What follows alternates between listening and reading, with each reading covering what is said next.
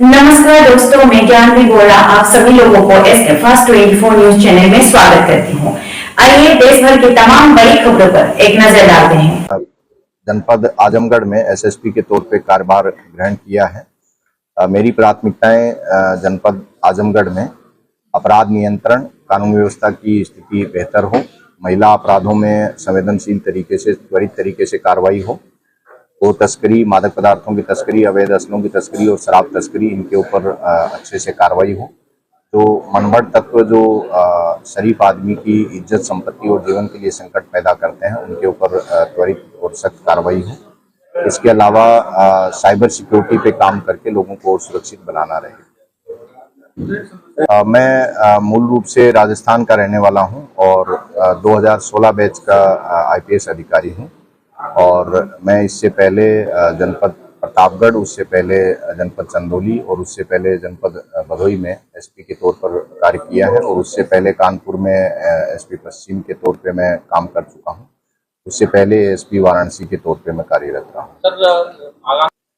आगामी त्योहारों को सकुशल संपन्न कराने के लिए पुलिस जो पर्सनल है उनको ब्रीफ करके और उनका प्रॉपर डिप्लॉयमेंट सुनिश्चित किया जाएगा। इसके अलावा जो हमारी इंटेलिजेंस यूनिट्स हैं, सादे में जो पुलिसकर्मी हैं, उनके द्वारा सूचनाओं को संकलित करके आयोजकों के साथ मीटिंग करके, बातचीत करके, संवाद करके और उनको जो सेफ्टी संबंधी जो नॉर्म्स हैं उनसे अवगत करा के, उनका अनुपालन करा के ये सुनिश्चित किया जाएगा कि ये त्यौहार शांतिपूर्ण तरीके से, सौहार्दपूर्ण तरीके से, परंपरागत तरीके से संपन्न हो और पूरा सेफ और सिक्योर तरीके से संपन्न हो, ये सुनिश्चित कराया जाएगा। इसके लिए थानों पे हमारा जो महिला हेल्प डेस्क और साइबर हेल्प डेस्क और आगंतुक जो कक्ष है, जो हेल्प डेस्क है, इन तीनों को ठीक से सक्रिय बनाया जाएगा ताकि यदि कोई भी फरियादी थाने पे जाता है तो उसकी बात को संवेदनशील तरीके से सुना जाए, उसका डॉक्यूमेंटेशन किया जाए, उसका रिकॉर्ड रखा जाए और उसके बाद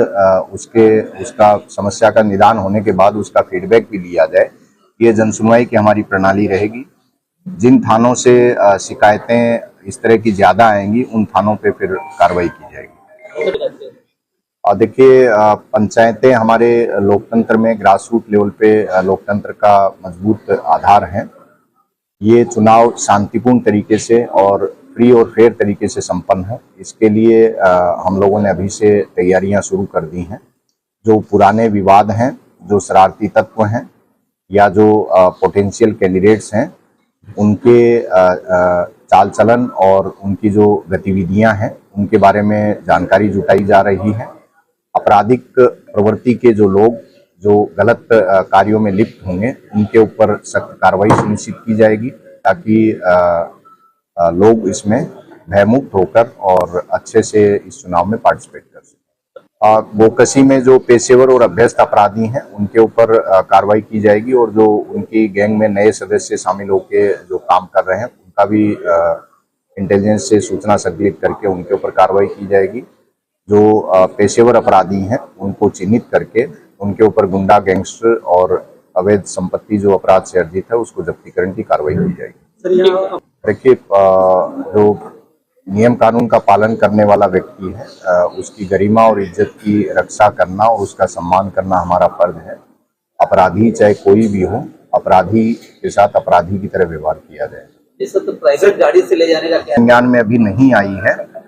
वो ऑपरेशनल नीड कोई हो सकती है, ऑपरेशनल नीड कहीं भी आ सकती है, लेकिन प्रकरण क्या है ये मेरे संज्ञान में अभी नहीं आया है।